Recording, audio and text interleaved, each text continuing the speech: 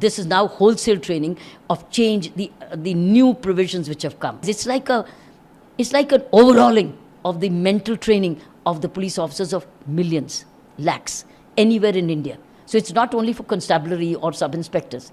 Everybody has to be oriented towards the new laws. It's a growth. It's a growth. There will be always two views to it. No law, no empowerment of the police suits everybody. But what you have to really look at is the largest security of the country. Ma'am, 3 new criminal laws will be implemented from tomorrow onwards. So what do you have to say on this? Over the years, we've been training police officers in batches, in courses, different laws, time to time. 1.5 million से भी ज़्यादा forces है, 2 million. लेकिन ये wholesale training हो रही है. और wholesale training, this is now wholesale training of change, the new provisions which have come, whether it's under the evidence or criminal procedure or under the penal code. So what is happening is this full sensitized. It's like an overhauling of the mental training of the police officers of millions, lakhs, anywhere in India. So in a way, it's bringing together in one mindset the thousands and thousands of police officers of all ranks, by the way, because it's a new law. So new law has to be learned from the DGP to the constable.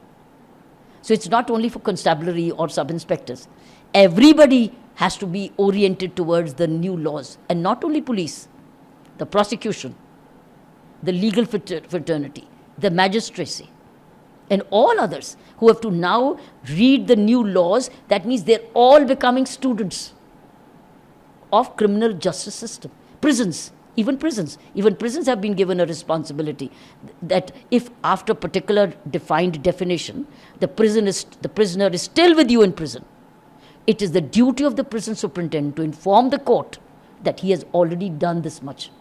See this? So they're binding down every aspect of the criminal justice system and bring in more transparency, like zero FIR, no geography limit, no police station limit. If you are from here, elsewhere, and it's not your area police station, you can still register an FIR. It's called the zero FIR. So geography is not the constraint.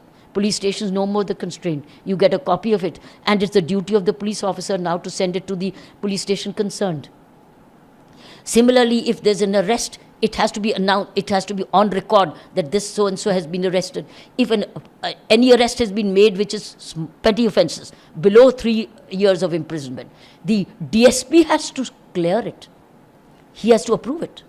So that means higher level of accountability of arrest, not mass arrest like that. A deputy superintendent approves the arrest. Then every arrest which has been made has to be brought into the designated police officer of the district, which is superintendent of police. Similarly, there were sometimes direct complaints to the magistrate against police officers. Now, go to the superintendent first, make a complaint, and then if you are not satisfied with the answer from the superintendent, and want to go to the magistrate will not issue direct summons immediately to the police. They will ask a report from the superintendent. See, now there are levels of checks and balances. Handcuff is not there. And gangsters were always held hand in hand and exchanging dirty sweat and perspiration, maybe transmitting diseases. You never know. Because sweat is a disease when you touch each other's hand. That's why we say namaste, we don't shake hands. Because not hygienic. Hygienic is namaste. Handshakes are not. That's why we use in COVID. Remember distance maintaining? It was basically to avoid. Now handcuff has been brought back for gangsters in certain crimes, which will be a relief for the police and also maybe the courts if the man runs away. Then another very important feature is you start, if it's a crime earned property, the sealing can come in much faster. That means proceeds of crime can be even decided upon and given back to the person to whom the crime was. So lots of things which we were always looking for, that this should happen early. Chit funds problem, remember? Housing problem. Those funds, they can now be distributed by the magistrate and handed over to the victims. So there is a victim angle. Woman, she's been cheated and lure of marriage and promotion or job, and saying we'll get married, and she doesn't. There's now a specific offense against this for the benefit of the woman. There's a preliminary inquiry where FIR may be not immediately registered. There may be a preliminary inquiry to look at the truth of the matter. That means false FIRs will become avoidable. So there are many safeguards for victims, for women, for children, child raped, child gang raped child. We always said child gang raped girl child is called death penalty. It's given as death penalty now if the girl child has been gang raped. So I think this is what is leading to. It will lead to, they will evolve, they'll grow, but as I said, two parallel laws systems will prevail now. Laws which were under the Indian Penal Code, CRPC, and Evidence Act, and now under these through the BNS, the BNSS, and the BSA. So two laws will. So lawyers naturally, police officers will have to keep both the laws in mind in the investigation. Judges will also have to do. Lawyers will have to do, and I think it will take another 2 decades minimum, at least 20 years before the earlier issues get cleared and the new systems come. But remember, these laws have come after delay of 150 years, some of them, 150 years. And the earlier laws had all British nomenclatures, British Parliament, British Crown, all these. J&K was clearly written in the Penal Code, excluded. So how? Because it was a British law. And British it was accusatorial, it was more accused oriented. Dandit, punishment, it's a fact. Here, you also have community service. So for minor offences, you can also be given, given social work.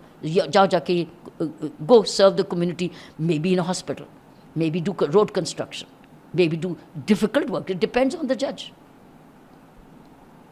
And I told you, the judge now has to have a substitute. Judge cannot be just absent. Judge, if the judge is on leave, the judicial magistrate is on leave, he has to leave a link judge. So that means aaj judge sab nahi aaye. No, judge is not present, another judge is there, but the judge is there to hear you. So there are lots of intuition. The more you read, the more you understand. But it is for the larger, it's a growth. There will be always two views to it. As I said, every law has two sides of the same coin. Many bar question on these 3 laws. They are saying police ko power di ja rahi hai and it should be implement. Thoda waqt lena chahiye tha. So how you? All power is coming with accountability. See that every arrest is to be in the knowledge of the superintendent. Every arrest has to be prior cleared by deputy superintendent. Isn't it raising accountability? On one hand, it is raising accountability. On the other hand, it's convenience of all experts. Experts can give evidence now, don't have to come to the court again and again. Can do video conferencing, more use of technology. See, so every aspect of what was happening has been included. And I think many lawyers were probably pleading for these also. So as I said, no law, no empowerment of the police suits everybody.